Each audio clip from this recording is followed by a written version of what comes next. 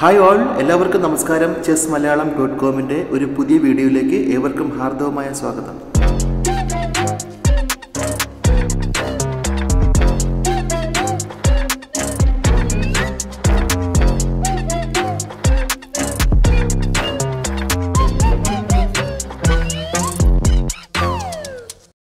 ചെസ്സുകളിലെ കിങ്ങുമായി ബന്ധപ്പെട്ട കുറേ കാര്യങ്ങൾ കഴിഞ്ഞ വീഡിയോയിൽ നമ്മൾ നോക്കിയിരുന്നു. ആ വീഡിയോയിൽ തന്നെ നൊട്ടേഷൻസിനെ പറ്റിയിട്ട് ഒരു ചെറിയ പോർഷൻ ഉണ്ടായിരുന്നു. ഇന്നത്തെ ഈ വീഡിയോ നൊട്ടേഷൻസിന് വേണ്ടി മാത്രമുള്ള ഒരു ചെറിയ വീഡിയോ ആണ്.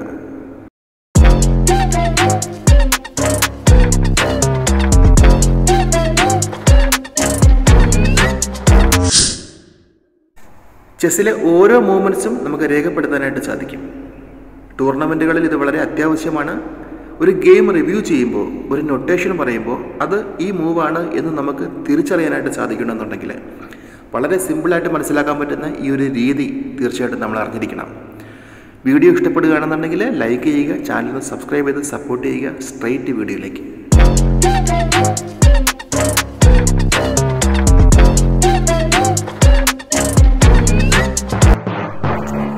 ചെസ് ബോർഡിനെ കുറിച്ചിട്ടുള്ള ഒരു വീഡിയോ നമ്മൾ ചെയ്തിട്ടുണ്ടായിരുന്നു. അത് കാണാത്ത കൂട്ടുകാർക്ക് വേണ്ടിയിട്ട് വളരെ ലളിതമായിട്ട് അതിലൊരു പ്രധാനപ്പെട്ട കാര്യം ഈ വീഡിയോയിലൊന്ന് പറയുകയാണ്.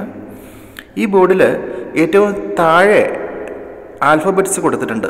എ മുതൽ എച്ച് വരെ, ABCDEFGH 8 അക്ഷരങ്ങളാണ്. അതുപോലെ തന്നെ ഇടതുവശത്ത് നോക്കിയ നമ്പേഴ്സ് കൊടുത്തിട്ടുണ്ട്. താഴെ നിന്നും മുകളിലോട്ട് 1 2 3 4 5 6 7 8. ഇതെന്തിനാണ് കൊടുത്തിരിക്കുന്നതെന്ന് വെച്ചാൽ നമുക്ക് ഓരോ സ്ക്വയേഴ്സിൻ്റെയും പേരുകൾ കണ്ടുപിടിക്കാൻ വേണ്ടിയിട്ടാണ്. അതായത് ബോർഡിലെ പ്രധാനപ്പെട്ട 3 കാര്യങ്ങളാണ് ഫയൽസ്, റാങ്ക്സ്, ഡയഗണൽസ്. അതിൽ ഫയൽ എന്ന് പറയുന്നത് ഈ വെർട്ടിക്കലായിട്ടുള്ള ഈ ചതുരശ്രേണിയാണ് നമ്മൾ ഫയലുകൾ എന്ന് പറയുന്നത്. അതുപോലെ ഈ ഹൊറിസോണ്ടലായിട്ടുള്ള ഈ ഒരു ലൈനിനെ നമ്മൾ എന്താണ് പറയുന്നത്? ചെസ്സിലെ റാങ്ക് എന്നാണ് പറയുന്നത്. അപ്പോൾ first rank, second rank, third rank അങ്ങനെ പറയും. അപ്പോൾ ഒരു കാര്യം മാത്രം ശ്രദ്ധിച്ചാൽ മതി.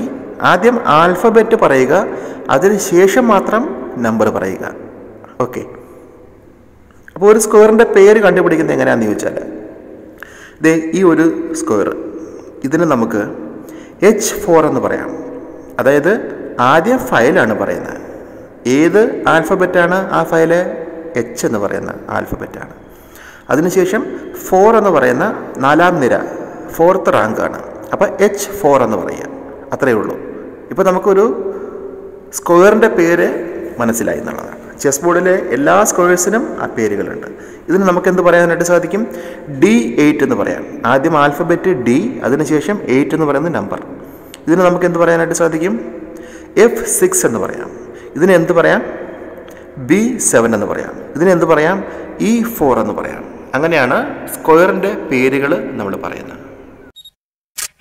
ഇതിന് മുൻപ് ചെയ്ത വീഡിയോകൾ കണ്ട വ്യക്തികൾക്ക് ഒരിക്കലും ആവശ്യമില്ലാത്തൊരു കാര്യമാണ് ഇനി പറയാൻ പോകുന്നത്. ഈ വീഡിയോ മാത്രമായിട്ട് കാണുന്ന വ്യക്തികൾക്ക് വേണ്ടിയിട്ടാണ്. ഒരു 2 സെക്കൻഡ്. അതായത് പീസുകളുടെ പേരൊന്ന് പെട്ടെന്ന് പറയാം. King, queen, rook, bishop, knight, pawn. ഇങ്ങനെ 6 ക്യാരക്ടേഴ്സുള്ള 6 പീസുകളാണ് ചെസ്സിലുള്ളത്. 6 രീതിയിൽ സഞ്ചരിക്കുന്ന പീസുകളാണ്. അപ്പോൾ ഇതിൻ്റെയൊക്കെ നെയിംസാണ് ഈ കൊടുത്തിരിക്കുന്നത്. ഈ നെയിംസിൽ നമ്മൾ ശ്രദ്ധിക്കേണ്ട ഒരൊറ്റ കാര്യം കുതിരയുടെ കാര്യം മാത്രമാണ്.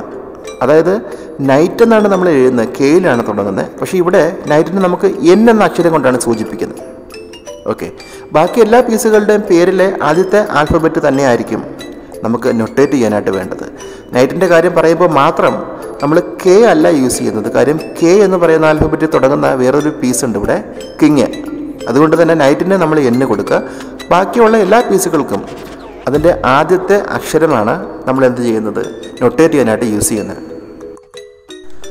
അപ്പോൾ ആൽഫബറ്റ് മാത്രം പറഞ്ഞുകൊണ്ട് ഈ ഓരോ പീസുകളെയും നമുക്കൊന്ന് സൂചിപ്പിക്കാം. K, Q, R, B, N, P. അപ്പം നൊട്ടേഷനിലേക്ക് പോകാം നമുക്ക്. നമ്മുടെ നൊട്ടേഷനിൽ ശ്രദ്ധിക്കേണ്ട കാര്യം ആദ്യം പീസിൻ്റെ പേരാണ് പറയുന്നത്. അതിന് ശേഷമാണ് സ്ക്വയറിൻ്റെ പേര് പറയുന്നത്. ഏത് സ്ക്വയറിൽ നിന്നാണോ നമ്മൾ എടുക്കുന്നത് ആ സ്ക്വയറിൻ്റെ പേരല്ല നമ്മൾ പറയേണ്ടത്. മറിച്ച് ഏത് സ്ക്വയറിലേക്കാണോ നമ്മൾ ആ പീസിനെ വെക്കുന്നത് ആ സ്ക്വയറിൻ്റെ പേരാണ് പറയേണ്ടത്. അപ്പോൾ ആദ്യം പീസിൻ്റെ പേരാണ് പറയേണ്ടത്. അപ്പോൾ നമുക്ക് ഇവിടെ നൈറ്റ് G7 എന്ന് പറയുന്നത് ഒരു നൊട്ടേഷനാണ്. അപ്പോൾ നൈറ്റ് G7 എന്ന് പറയുന്നത് ഒരു മൂവാണ്. അപ്പോൾ അത് നൈറ്റിനെയാണ് കളിച്ചിരിക്കുന്നത്, G7ലേക്കാണ് കളിച്ചിരിക്കുന്നത്. അതാണ് ആ നൊട്ടേഷനിൽ നമുക്ക് മനസ്സിലാക്കാൻ പറ്റുന്ന കാര്യം. മൂവ്മെൻറ്റ് പറയുകയും മൂവ്മെൻറ്റ് എഴുതുകയും ചെയ്യുമ്പോൾ ഒരു ചെറിയ വ്യത്യാസം സാധാരണഗതിയിൽ കണ്ടുവരാറുള്ളത്, പീസുകളുടെ പേര് മുഴുവനായിട്ട് പറഞ്ഞുകൊണ്ടാണ് നമ്മളൊരു ഗെയിം ഡിസ്കസ് ചെയ്യുന്നത്. അങ്ങനെയാണ് സാധാരണഗതിയിൽ പറയാറുള്ളത്. പക്ഷേ പീസുകളുടെ പേര് മുഴുവനായിട്ട് പറഞ്ഞില്ല എങ്കിലും അതിൻ്റെ അർത്ഥം അങ്ങനെ തന്നെ ആയിരിക്കും. അപ്പോൾ ക്യൂൺ D6, ബിഷപ്പ് C5 എന്നൊക്കെ പറയുമ്പോൾ ആ ബിഷപ്പ് എന്നുള്ള വാക്ക് മുഴുവനായിട്ട് നമ്മൾ പറയുന്നുണ്ട്. പക്ഷേ എഴുതുമ്പോൾ ബിഷപ്പ് എന്ന് എഴുതാറില്ല, എഴുതുമ്പോൾ ബി എന്ന് മാത്രമേ എഴുതാറുള്ളൂ. അപ്പോൾ നമുക്ക് ഇവിടെ ശ്രദ്ധിക്കേണ്ട കാര്യം, ആദ്യം പീസിൻ്റെ പേര്, അത് മുഴുവനായിട്ടാണെങ്കിലും അത് ആൽഫബറ്റ് ആണെങ്കിലും ശരി, ആദ്യം പറയേണ്ടത് പീസാണ്. അതിന് ശേഷമാണ് സ്ക്വയറിൻ്റെ പേര് പറയേണ്ടത്. ഓക്കെ, എഴുതുമ്പോൾ BC6 അങ്ങനെ എഴുതുകയാണെന്നുണ്ടെങ്കിൽ ബിഷപ്പിനെ C6 എന്ന് പറയുന്ന സ്ക്വയറിലേക്ക് കളിച്ചു എന്നാണ് അതിൻ്റെ അർത്ഥം. എന്നിട്ടത് ബിഷപ്പ് C6 അങ്ങനെ നമ്മൾ പറയാറുണ്ട്. മറന്നു പോവാതെ ശ്രദ്ധിക്കേണ്ട കാര്യം, പീസിൻ്റെ പേരായിരിക്കണം ആദ്യം, അതിന് ശേഷമാണ് സ്ക്വയറിൻ്റെ പേര്. അതും നമ്മൾ ഏത് സ്ക്വയറിൽ നിന്നാണോ എടുക്കുന്നത് അത് പറയണ്ട, ഏത് സ്ക്വയറിലേക്കാണോ വെക്കുന്നത് അത് മാത്രം പറഞ്ഞാൽ മതി. കിങ് G7, കിങ്ങിനെ G7ലേക്ക് കളിക്കുകയാണ്. ഈ പൊസിഷനിൽ റൂക്ക് A8, റൂക്കിനെ A8ലേക്ക് കളിക്കുകയാണ്. പക്ഷെ റൂക്ക് ഇരിക്കുന്നത് ഈ സ്ക്വയറിലാണ്. ഈ സ്ക്വയറിൻ്റെ പേരെന്താണ്? D8 അല്ലേ? D5ലാണ്, 8th റാങ്കാണ്. അപ്പോൾ ആദ്യം ഫയലിൻ്റെ പേര്, പിന്നീട് റാങ്കിൻ്റെ പേര്. അപ്പോൾ സ്ക്വയറിൻ്റെ പേര് D8 ആണ്. അപ്പോൾ D8ലിരിക്കുന്ന റൂക്കിനെ A8 എന്ന് പറയുന്ന സ്ക്വയറിലേക്ക് കളിക്കുന്നതിനാണ് റൂക്ക് A8 എന്ന് പറയുന്നത്. ഈ ഒരു മൂവിനെ നൈറ്റ് B6 എന്ന് പറയും. ഈ മൂവിനെ നൈറ്റ് G7 എന്ന് പറയും. പക്ഷെ എഴുതുമ്പോൾ NG7 എന്ന് എഴുതുക. ഇതിൽ പ്രത്യേകത വരുന്നത് പോണിൻ്റെ നീക്കത്തിനും അതുപോലെ റൂക്കിൻ്റെയും നൈറ്റിൻ്റെയും നീക്കത്തിനാണ്. അപ്പോൾ അതിലെ ആദ്യത്തെ പ്രത്യേകത നമുക്ക് പറയാം, പോണിൻ്റെ നീക്കത്തിന് എന്താണ് പ്രത്യേകത എന്നുള്ളത്. പോണിന് P എന്ന ആൽഫബറ്റ് നമ്മൾ ഉപയോഗിക്കാറില്ല, സ്ക്വയറിൻ്റെ പേര് മാത്രമേ ഉപയോഗിക്കാറുള്ളൂ. ഉദാഹരണത്തിന് D4 എന്ന് പറയുന്നൊരു നൊട്ടേഷൻ, അതൊരു പോണിൻ്റെ നീക്കമാണ് എന്ന് നമ്മൾ മനസ്സിലാക്കുകയാണ് ചെയ്യുന്നത്. കാര്യം അവിടെ പീസിൻ്റെ പേര് കൊടുത്തിട്ടില്ല എങ്കിൽ അത് എന്തിൻ്റെ നീക്കമായിരിക്കും? പോണിൻ്റെ നീക്കമായിരിക്കും എന്ന് നമ്മൾ മനസ്സിലാക്കിക്കൊള്ളുക. H6 എന്ന് പറയുന്നൊരു മൂവ്, അതായത് വൈറ്റ് കളിക്കുന്ന ആൾ എഴുതുകയാണ് H6 എന്ന് എഴുതുകയാണെന്നുണ്ടെങ്കിൽ ഈ പൊസിഷനിൽ നിന്നുകൊണ്ട് എന്ത് മൂവായിരിക്കും? Hലെ 5ലിരിക്കുന്ന 5th റാങ്കിലിരിക്കുന്ന ഈ ഒരു പോണിനെ നമ്മൾ H6ലേക്ക് കളിച്ചിരിക്കുകയാണ്. അതാണ് H6 എന്ന് പറയുന്നത്. അതേസമയം H6 നൊട്ടേറ്റ് ചെയ്തേക്കുന്നത് ബ്ലാക്ക് കളിക്കുന്ന ആളാണ് എന്നുണ്ടെങ്കിൽ ബ്ലാക്കിൻ്റെ ഈ പോണാണ് H6 എന്ന് പറയുന്ന ഈ സ്കോറിലേക്ക് വന്നിരിക്കുന്നത്. അത് ബ്ലാക്കിൻ്റെ നൊട്ടേഷൻ ആയിരുന്നു എന്നുള്ളത് മനസ്സിലാക്കാൻ സാധിക്കും. ഇവിടെ പോണിൻ്റെ പ്രത്യേകത നമ്മൾ മനസ്സിലാക്കിയതുപോലെ രണ്ട് പീസുകളുടെ പ്രത്യേകതയും കൂടി നമ്മൾ ഇനി മനസ്സിലാക്കാൻ പോവുകയാണ്. ഒന്ന് നൈറ്റ്, ഒന്ന് റൂക്ക്. അതിൽ നൈറ്റിൻ്റെ കാര്യത്തിലേക്ക് വരാം. ഈ ഒരു പൊസിഷനിൽ D2 എന്ന് പറയുന്ന ഈ ഒരു സ്ക്വയർ കണ്ടില്ലേ, ഈ സ്ക്വയറിലേക്ക് നൈറ്റിനെ കളിക്കുകയാണ്. അപ്പോൾ ഇതിൽ രണ്ട് നൈറ്റുകൾക്കും ആ D2ലേക്ക് പോകാനായിട്ട് സാധിക്കും. അപ്പോൾ നൊട്ടേറ്റ് ചെയ്തിരിക്കുന്ന ആൾ നൈറ്റ് D2 അല്ലെങ്കിൽ എഴുതുമ്പോൾ ND2 എന്നുള്ള മൂവ് എഴുതുകയാണെന്നുണ്ടെങ്കിൽ ഇതിൽ ഏത് നൈറ്റിനെയാണോ ആ ഒരു സ്ക്വയറിലേക്ക് കളിച്ചത് എന്നൊരു കൺഫ്യൂഷൻ വരും. അപ്പോൾ ഇവിടെ N1D2 എന്ന് പറയുകയാണെന്നുണ്ടെങ്കിൽ 1 എന്ന് പറയുന്നത് ഈ നൈറ്റാണെന്ന് നമുക്ക് മനസ്സിലാക്കാൻ സാധിക്കണം. കാര്യം ഇവിടെ 1 എന്ന് എഴുതിയിട്ടുണ്ട്, ഇത് ഫസ്റ്റ് റാങ്കാണ്.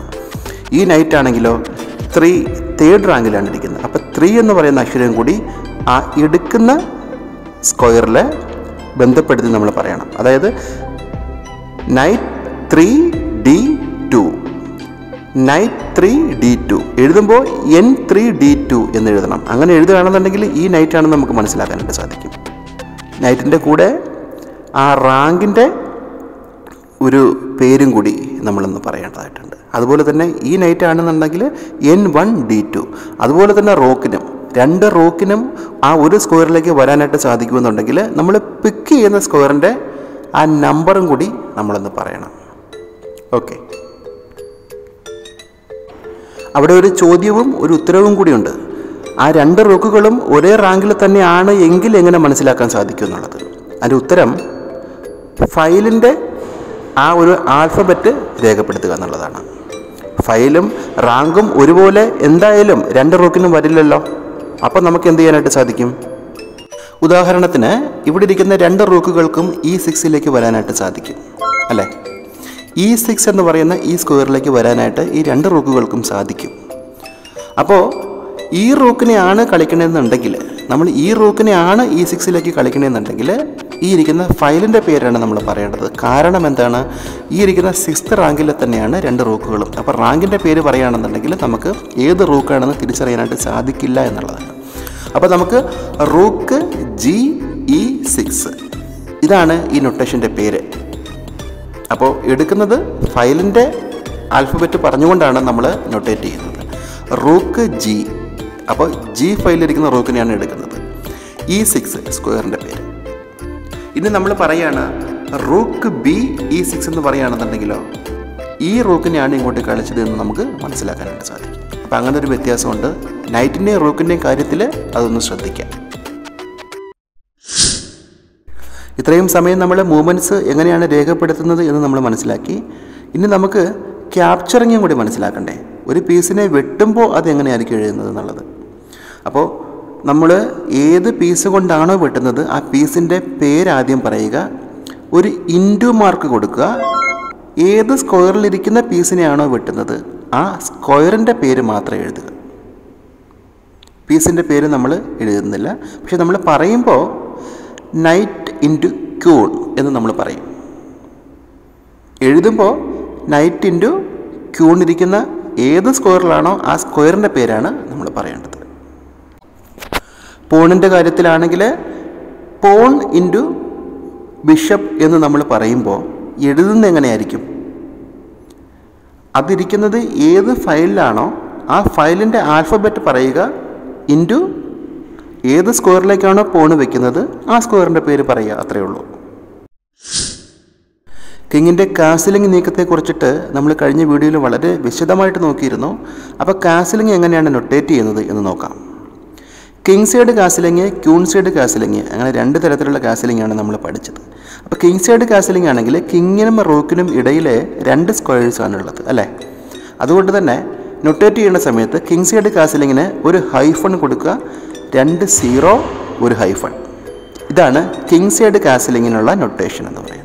ക്യൂൺ സൈഡ് കാസിലിംഗ് ആണ് നമ്മൾ നടത്തുന്നുണ്ടെങ്കിൽ 3 0 കൊടുക്കുക, ഇടതുവശത്തും വലതുവശത്തും നമ്മൾ കിങ് സൈഡ് കാസിലിങ്ങിന് കൊടുത്തതുപോലെ തന്നെ ഹൈഫൺസ് കൊടുക്കുക. നമ്മൾ നൊട്ടേറ്റ് ചെയ്യുമ്പോൾ ശ്രദ്ധിക്കേണ്ട കാര്യം, പീസുകളുടെ പേരിൻ്റെ ആദ്യത്തെ ആൽഫബറ്റ് നമ്മൾ ക്യാപിറ്റൽ ലെറ്ററിൽ എഴുതാൻ വേണ്ടി ശ്രദ്ധിക്കുക. അതുപോലെ തന്നെ സ്ക്വയറിൽ വരുന്ന ആൽഫബറ്റും നമ്പറും വരുന്നുണ്ട്. അതിനകത്ത് വരുന്ന ആൽഫബറ്റ് ആണ് എങ്കിൽ നമ്മളത് സ്മോൾ ലെറ്ററിൽ എഴുതും. അപ്പോൾ ഓരോ മൂവ്മെൻറ്റ്സിനും നമ്മൾ എന്തൊക്കെയായിരിക്കും, ഏതൊക്കെ രീതിയിലായിരിക്കും നൊട്ടേറ്റ് ചെയ്യുന്നത് എന്നുള്ളതിനെ പറ്റിയിട്ട് ഒരു എക്സാമ്പിൾ, ഒരു ഇമേജ് ഞാൻ ഇവിടെ കൊടുക്കുകയാണ്. നിങ്ങളതൊന്ന് ജസ്റ്റ് നോക്കിയാൽ മതി. ആൽജിബ്രാക് നൊട്ടേഷൻ സ്റ്റൈൽ എന്ന് പറയും.